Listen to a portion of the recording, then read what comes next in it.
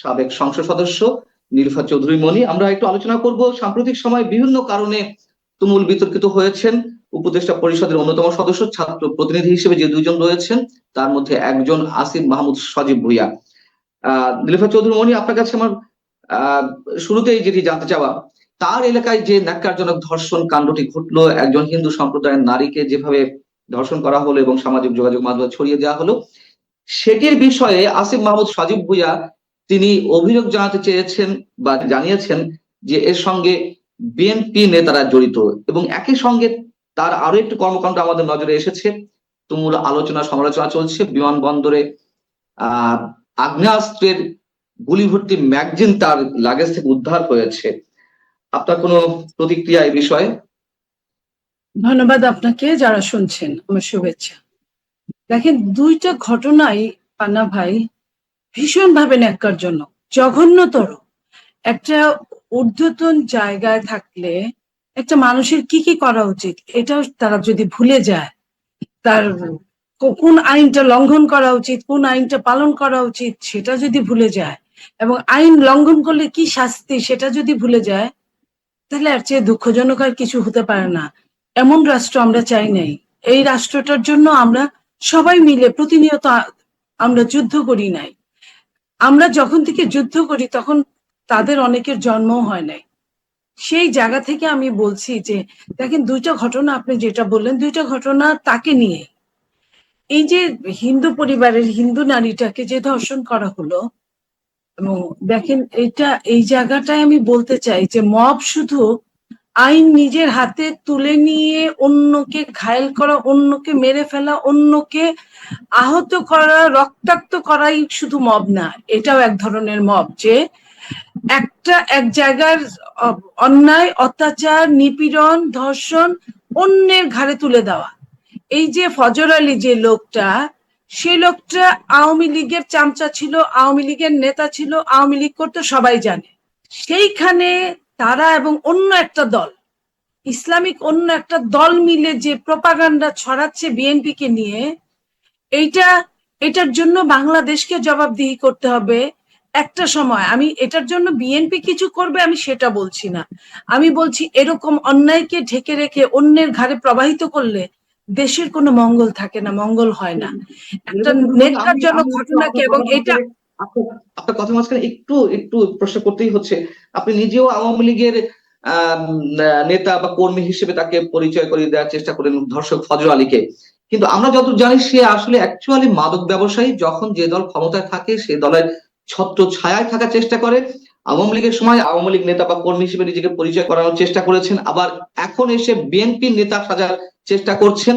স্থানীয় UP member একজন, তিনি প্রথম আলোকে জানিয়েছেন তিনি আসলে কোনো দল করেন না, মাদক ব্যবসায়ী এবং ক্ষমতাসীন দলের ছত্র ছায়া থাকার চেষ্টা করেন। এখন আপনি যদি বলছেন যে আওয়ামী লীগের নেতা, সেটিও কি ঠিক হচ্ছে? যেমনটি আপনাদের কাঁধে আমি আমি দায়িত্ব পালন আমি চেষ্টা আপনাকে করেছেন আসিফ এটা মাহমুদ সজীব ক্লিয়ার ভুঁইয়া। করি। জি। 15.5 বছরে একটা শিশুর যদি জন্ম হয়, সে প্রায় ভোটার হওয়ার মতো অবস্থা। 15.5 বছর ধরেই নিলাম, আপনার কথা ঠিক।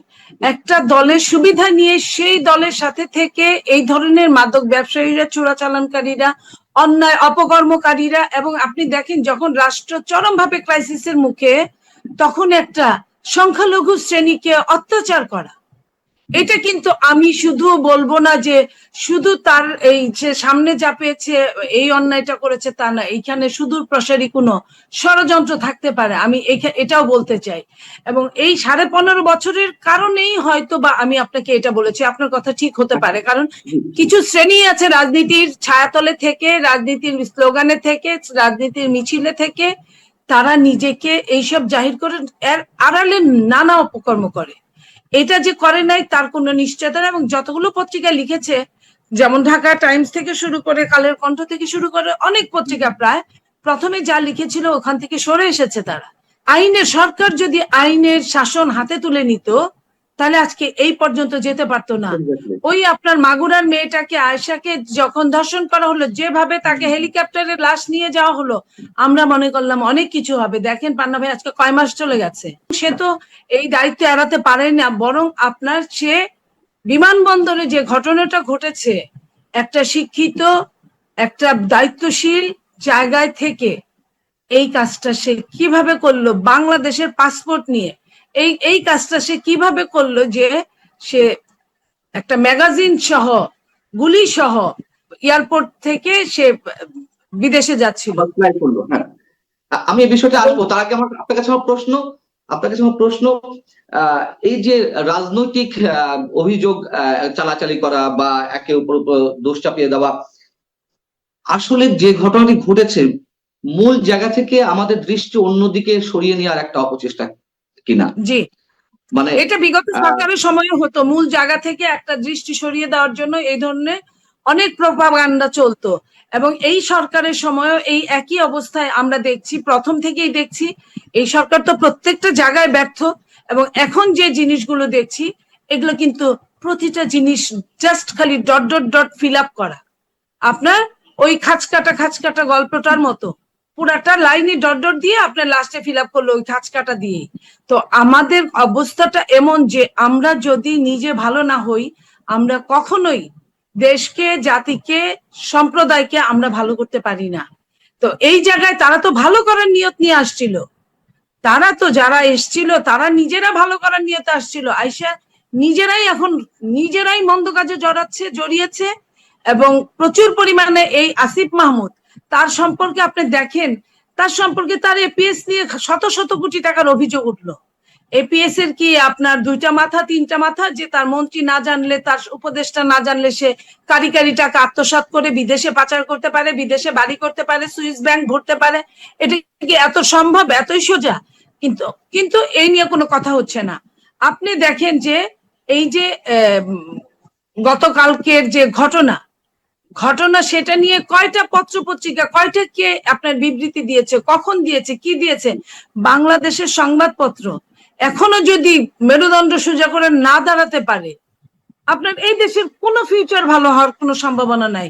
সাংবাদিকরা, সংবাদপত্র, টেলিভিশন, আপনার ইলেকট্রনিক মিডিয়া, এগুলো হচ্ছে একটা দেশের দর্পণ, স্বচ্ছতার দর্পণ। আপনার সঙ্গে আমার ব্যক্তিগত অনেক ভালো সম্পর্ক থাকতে পারে, অ্যাজ এ সাংবাদিক আপনি আমাকে মিনিমাম ছাড় দিলে উপরে আল্লাহ বা আমরা যেটাকেই বিশ্বাস করি সেই আপনাকে, প্রকৃতির কথাও যদি আমরা বিশ্বাস করি, প্রকৃতি আপনাকে কখনোই ছাড়বে না।